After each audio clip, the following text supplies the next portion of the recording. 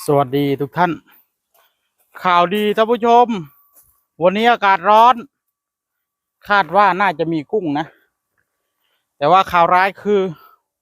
หมากัดนะท่านหมากัดกับดักกุ้งผมขาดหมดเลยขาดไป10 ตัวนะครับกับดักกุ้งเสียหายไป10 ตัวพี่น้องเอ้ยเจ็บใจมากเลยรูปหมาตัวไหนอย่าให้เห็นนะกัดขาดหมดเลย10 ตัว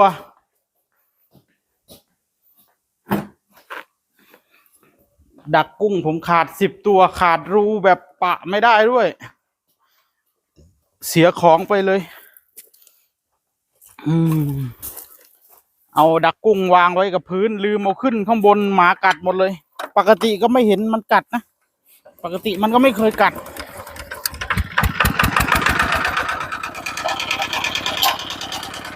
ไป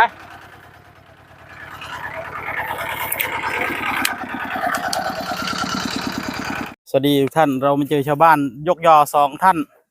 กำลังจะกินของหวานพี่น้องเอ้ยแตงโมหลังจากยกยอได้ปลามันดอกสาว30 โลนี่ละเบิ่งแล้วได้อยู่บ่ได้หลายส้มแน่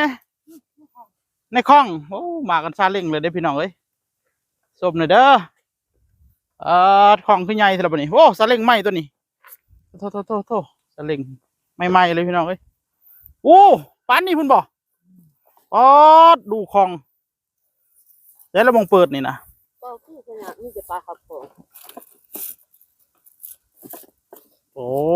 เปิดจนบ่อยากได้พี่น้องเอ้ยบังยากขนาดวันนี้โอ้เต็มมายะยกยอมืดมือบ่นี่รู้ว่าอย่างไรมาตั้งแต่11 โมงโอ้2 เจ้าพี่น้องเอ้ยคักขนาดเลยเป็นเห็ดวันนี้กูปอดนี่ก็เต็มนะปิดฝาเต็มพอดีเลยโอ้ยสูสีกันเนาะ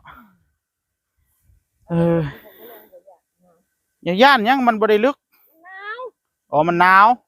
อุ้มมือนี่ห้อนเลยได้มือนี่ได้เดี๋ยวฝ้าไปใส่ก่อนเดี๋ยวบ่มีทีใส่เด้อนี่กำลังกินอยู่พี่น้องเอ้ยไปเดี๋ยวเบิ่งก่อนมีผู้ใดใส่ดักหน้าเขาหรือบ่ฮะอันกุ้งอะนะข้างหน้าบ่หรือว่าข้างๆนี่ข้างหน้าไปพ้นฟังพุ่นฟังพี่ยังเนาะโอ้หวานฟังพี่ฮะ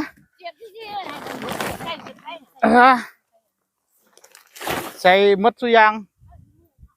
อันบ่ปานได้นะมันคันมื้อนี้บ่จักมื้อนี้มันร้อนนี่คันมันหนาวนะมันบ่อยากได้อยู่เด้ทุกท่านเดี๋ยวไม่มีที่ว่าง